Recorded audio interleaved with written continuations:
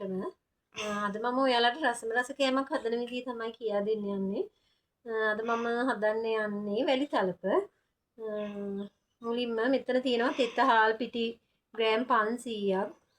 හාල් කෝප් එක හාල් පිටි ග්‍රෑම් 500ක් තියෙනවා. මේ සීනි 500ක් තියෙනවා.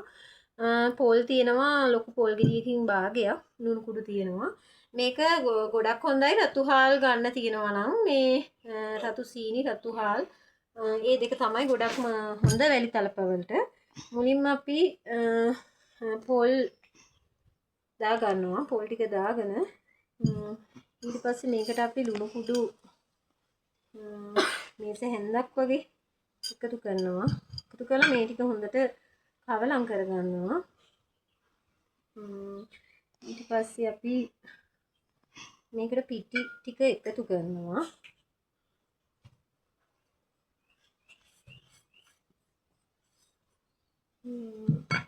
ඊපස්සේ අපි මේකට වතුර පොඩ තමයි දාන්නේ. මේක එකපාර හලන්නේ නැහැ. මේක එතකොට දියාරු ගතිය වැඩි වෙනවා. මේක අපිට ලස්සනට මල් කරගන්න බැරි වෙනවා එහෙම වුණොත්. ඒක නිසා වතුර පොඩ්ඩක් තමයි දාගන්නේ. ගොඩක්ම දාගන්න නැහැ. මේක අපි මෙහෙම ලස්සනට මල් කරගන්න ඕන. දැන් නම් මේවා මල් කරගන්න තියෙනවා කඩේ පොඩි දැල් ප්ලාස්ටික් වලින්. මේක ඉතින් මෙහෙම අතින් මල් කරගන්නත් පුළුවන්.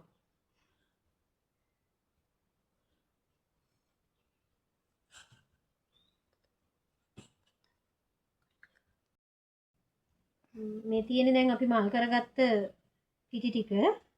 මට ඔයාලට කියන්න අමතක වුණා. මේකට මේ පිටි හලද්දින් අර මේ දැල් ලොකු පෙනේරකින් හලාගත්තා නම් තමයි හොඳ. එතකොට අපිට මේක මල් කරගන්න ගොඩක් ලේසි. ඊට පස්සේ අපි මේක මේ රයිස් කුකර් එකේ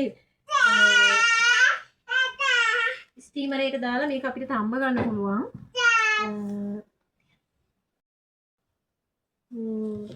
මට ඇත්තටම මගේ රයිස් කුකර් එක කැඩිලා ඒක නිසා මම මේ මුට්ටියක රෙදි කඩක් බැඳගෙන මේ විදිහට තමයි පිට්ටුව තම්බ ගන්න යන්නේ.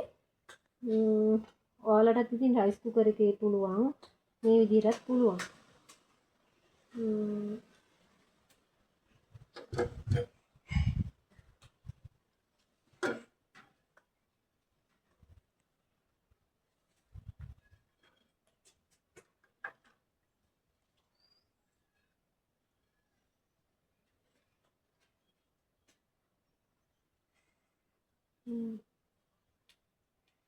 බලමු අපි මේක තැම්බුණාගෙන් පස්සේ කොහොමද වෙරි කරපා හදාගන්නේ.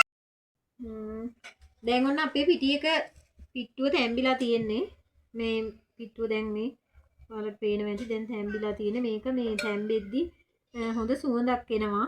එතකොට ඔයාලට බලා ගන්න පුළුවන් මේක තැම්බිලා කියලා. මේ තැම්බෙනකොට හොඳට සුවඳ එනවා. දැන් අපි ලෑස්ති වෙන්නේ මේ පැණි එක හදාගන්න. ඊට කලින්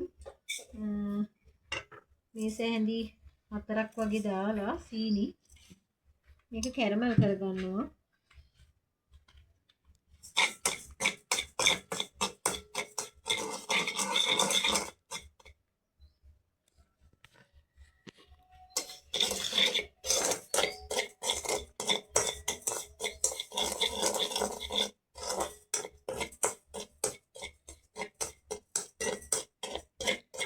ටිකක් රන්වන් පාට වගේ වෙනකන් කරගන්න ඕනේ. නැත්නම් මේ වැලි තල්ප එකේ පාට එන්නේ නැහැ.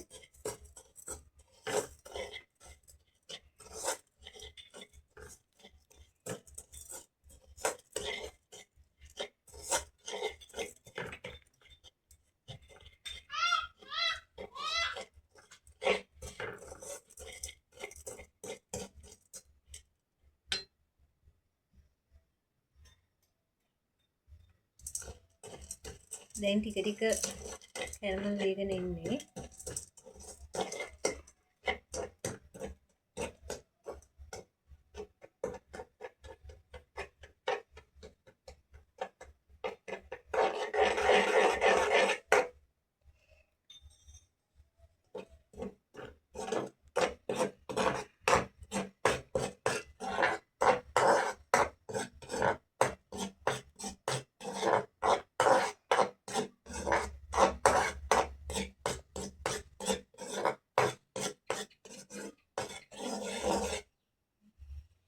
දැන් අපි මේකට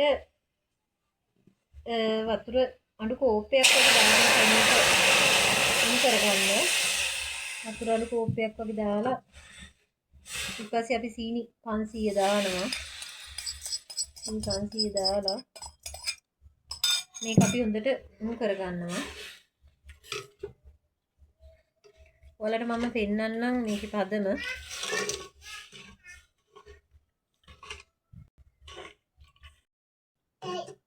දැන් අපිට පැණියක දැන් උණු වෙලා තියෙන්නේ මේ බලන්න.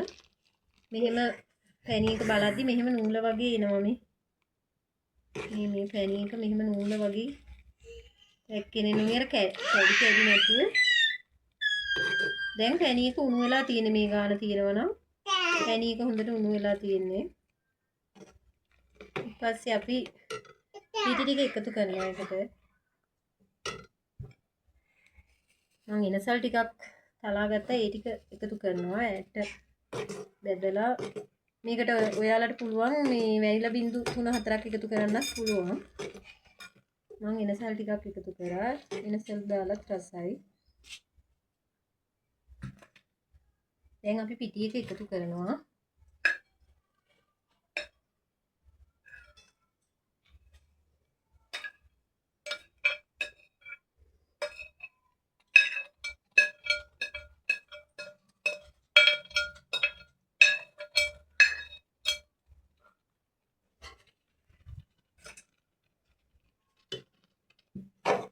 දැන් මේක හොඳට කවලම් කරගන්න ඕන. කවලම් වෙන තරමට තමයි මේක රස.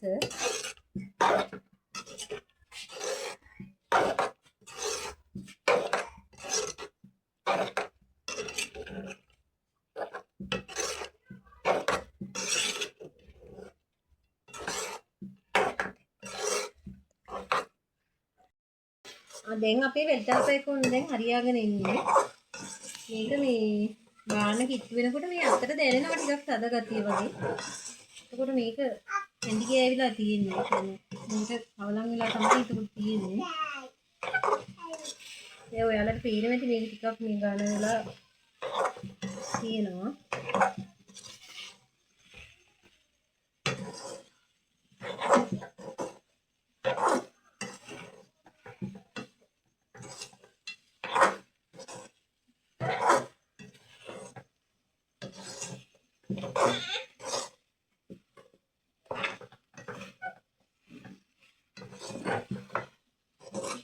දැන් අපිට මේක බා ගන්න පුළුවන්.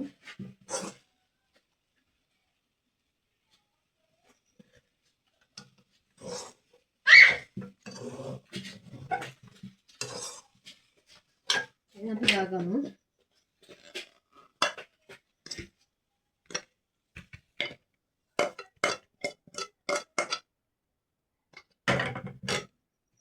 මේක ඔයාලට තැටියක කපා ගන්න පුළුවන්.